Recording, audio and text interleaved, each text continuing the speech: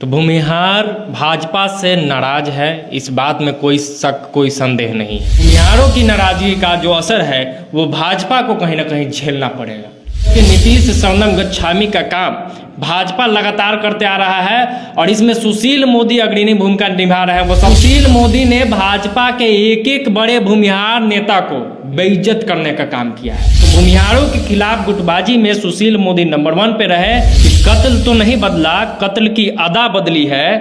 कत्ल तो नहीं बदला, कत्ल की अदा बदली है। तीर की जगह कातिल साज उठाए बैठा हुआ है। भूमिहारों ने भाजपा को बनाया है, भाजपा ने भूमिहारों को नहीं बनाया है। भूमिहारों ने सुशील मोदी को नेता बनाया है, सुशील मोदी ने भूमिहारों को नेता नहीं बनाया है। सुशील मोदी ने भूमिहारों का राजनीतिक हत्या किया है। सुशील मोदी ने भूमिहारों का भाजपा से सफाया की। दामन पे कोई छीट ना, खंजर पे कोई दाग, तुम कत्ल करे हो कि करमात करे हो। नमस्कार, बिहारी करेजा देख रहे हैं आप और हम अभी मौजूद हैं अपने एक खास एपिसोड विश्लेषण के चौथे एपिसोड। इस खास एपिसोड का मुख्य वजह इस बार ये है कि बिहार की राजनीति में भूमिहार अभी एक महत्वपूर्ण चर्चा का विषय है और इसी बात को लेके इसी के पक्ष और विपक्ष सारी बिंदुओं पर हम लोग नज़र डालेंगे और उसके बारे में आपको विस्तार से बताएंगे। तो हर बार की तरह इस बार भी मौजूद हैं हमारे साथ सिंह आदर्श। बहुत बहुत स्वागत है आपका। धन्यवाद। और विश्लेषण में हम लोग आज जो बात करेंगे उसका शुरुआत आप करिए। तो सबसे पहले हम आपको बता दें कि बिहार के भाजपा के बड़े चर्चित नेता हैं एक सुशील कुमार मोदी। सुशील मोदी इन दिनों लगातार ट्वीट और रिट्वीट से काफ़ी चर्चा में बने हुए हैं और बिहार की सरगर्मी बढ़ा रहे हैं।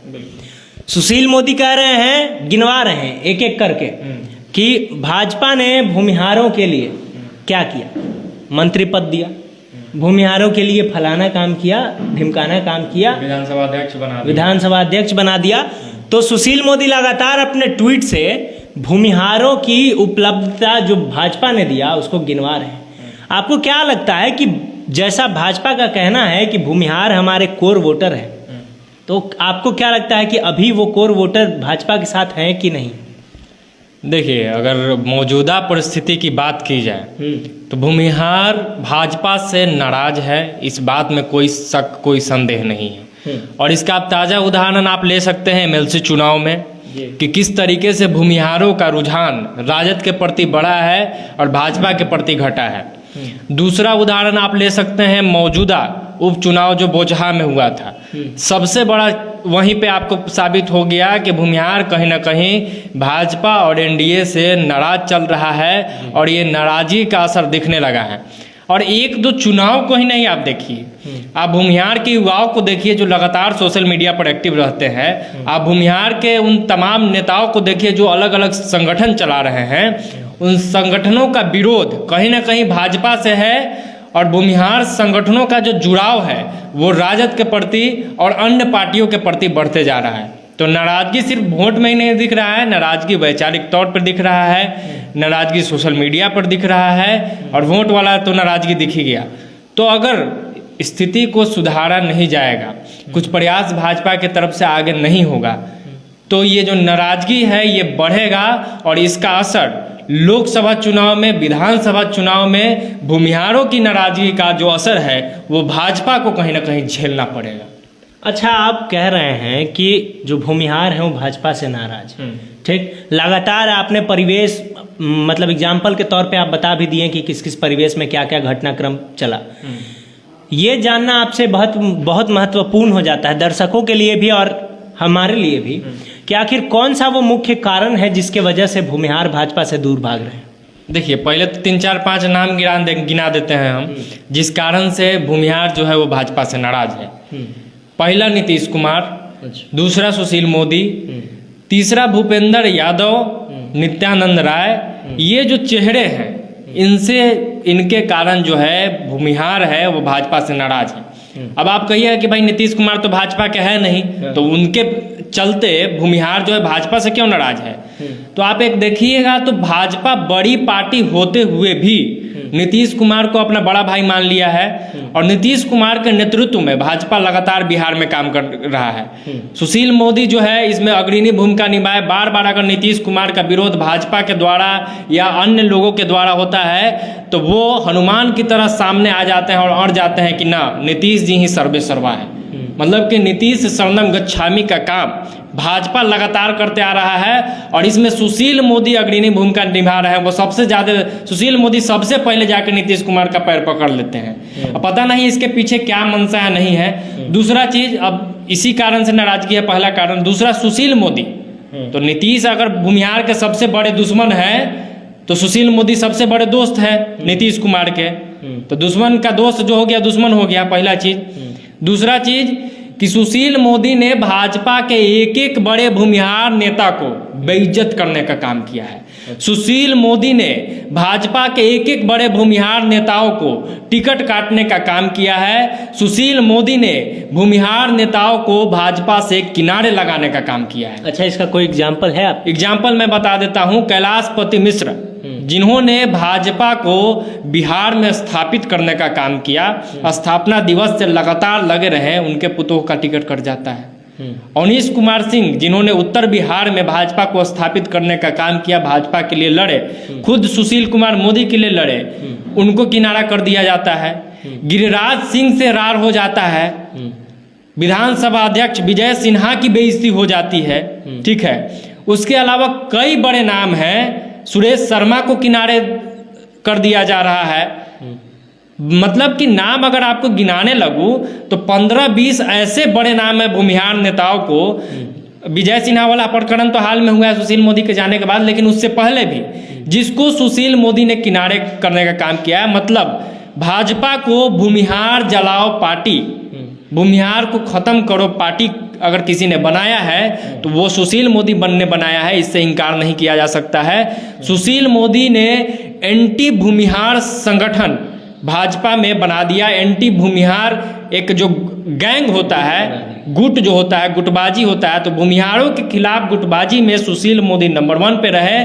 और उन्होंने सिर्फ बिहार भाजपा ही में नहीं, केंद्र में को भी गुमराह करते रहे कि भूमिहारों को साइडलाइन देते रहिए। अन्य बहुत सारे वजहों से किसी को पार्टी विरोधी गतिविधि का हवाला दे के, किसी को ये कह के कि इनके पास जनाधार नहीं है, किसी को बेइज्जत करके, किसी को पार्टी में इंटरनल पॉलिटिक्स करके ऐसा परेशान किया कि सामने वाले ने ही हाथ जोड़ लिया कि भाई हम भाजपा में नहीं रहेंगे।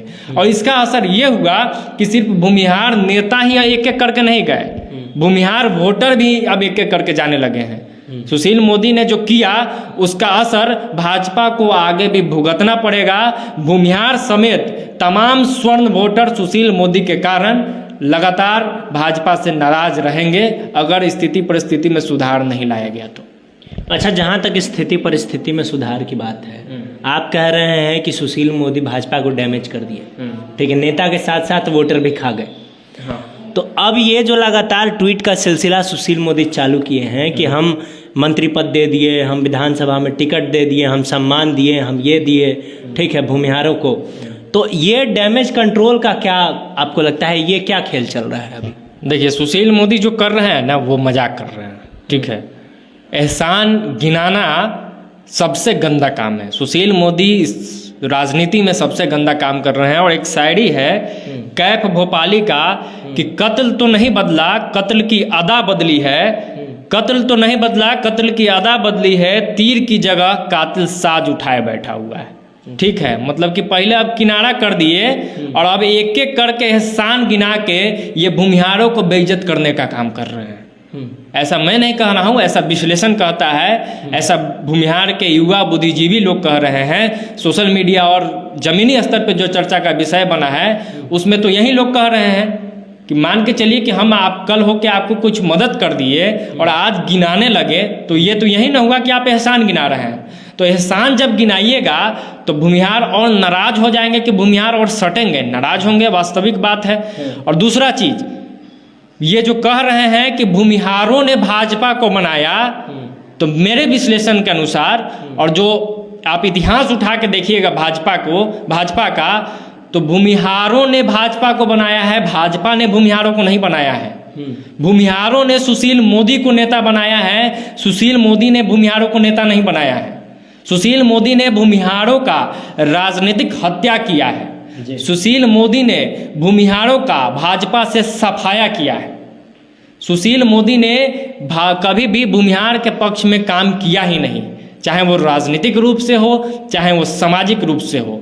मैंने पहले भी कहा और अभी भी कहा कि सुशील मोदी ने सिर्फ भूमिहार नेताओं को किनारा नहीं किया, सुशील मोदी ने एक ऐसा खेल बना दिया, एक ऐसा चक्रव्यूह रच दिया जो भाजपा ही उसमें फंस गया और भाजपा से भूमिहार वोटर लगातार नाराज हो गए और नाराजगी ऐसा उन्होंने क्रिएट कर दिया है कि वो नाराजगी अब मतलब समझिए कि परमाणु का रूप ले लिया है और धीरे धीरे फटने लगा है। और एमएलसी चुनाव हो, विधानसभा का उपचुनाव हो और आगामी लोकसभा चुनाव हो या आगामी जो भी चुनाव हो, उसमें इसका असर दिखेगा। और सुशील मोदी का जो ये ट्वीट है वो आग में घी डालने का काम करेगा। जब आग फैलता है ना तो उस पर पानी पटाया जाता है, लेकिन सुशील मोदी आग में घी डाल रहे हैं और कहीं ना कहीं भूमिहारों का जो नाराजगी है उसको ये ज्वालामुखी बनाने का काम कर रहे हैं। अगर सुशील मोदी पर लगाम नहीं लगाया गया तो वो भाजपा के लिए आखिरी कील का ये साबित होंगे जी। अगर उन पर सुशील मोदी पर लगाम नहीं लगाया गया तो भूमिहारों की जो नाराजगी है वो भाजपा के प्रति और बढ़ेगी और भाजपा अगर कहीं ना कहीं गर्त में जाएगा, बिहार भाजपा, तो उसमें सुशील मोदी का योगदान अहम होगा। अच्छा, अब जब इतना डैमेज हो चुका है भाजपा, ठीक है, क्योंकि हम देख रहे थे कि पिछले कुछ दिनों से भाजपा अग्रसर थी, भाजपा बढ़ रही थी बिहार में और खुद के दम पे बिहार में वो बढ़ भी सकती थी, लेकिन जिस तरीके से अंतरिम में ही जो लोग हैं, भाजपा के अंदर के जो लोग हैं, वो जिस तरीके से खेल खेल रहे हैं, अपना एजेंडा प्रोपेगेंडा चला रहे हैं, उसके बाद आपको क्या लगता है कि इस तरीके से डैमेज कंट्रोल कर लेगा बिहार भाजपा और उसको क्या कुछ करना चाहिए, इसके बारे में भी आप बताइए। देखिए, एक और शायरी है मेरे पास जी कि हाँ, सब लिखे हुए हैं, क्या है कि लोग को आज थोड़ा बढ़िया से लपेटना था। अच्छा। विश्लेषण में कि दामन पे कोई छीट ना, खंजर पे कोई दाग, तुम कत्ल करे हो कि करमात करे हो।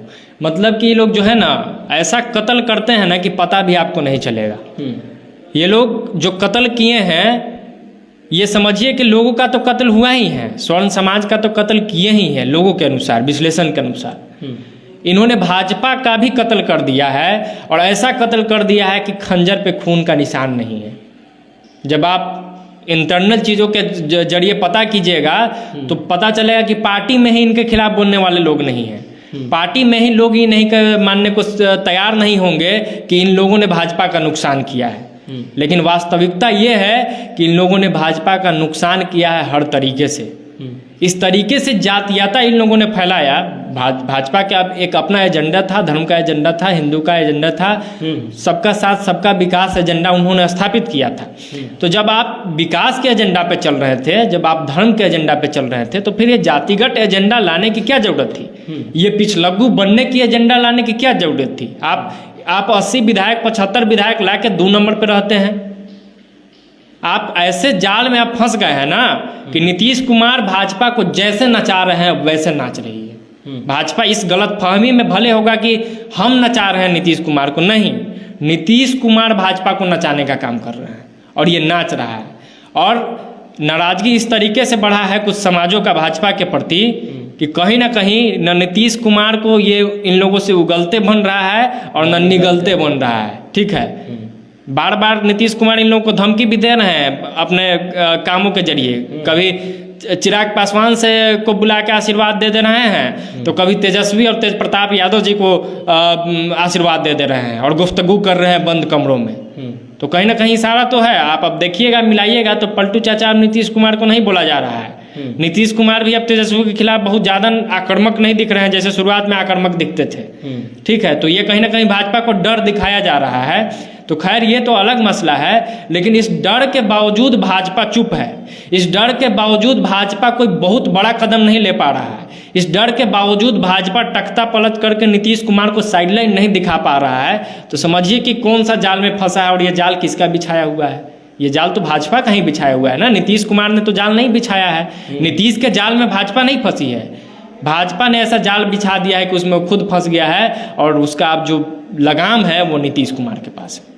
तो बिहार के राजनीति में जिस तरीके से अभी सुशील मोदी भूमिहारों पर एहसान जताने की कोशिश कर रहे हैं, लगातार ट्वीट और रिट्वीट के माध्यम से जिस तरीके से बिहार की राजनीति में भूमिहारों को वो दोबारा कैप्चर करने की कोशिश कर रहे हैं, शायद वो अब भूमिहार भाजपा से अलग हो चुके हैं।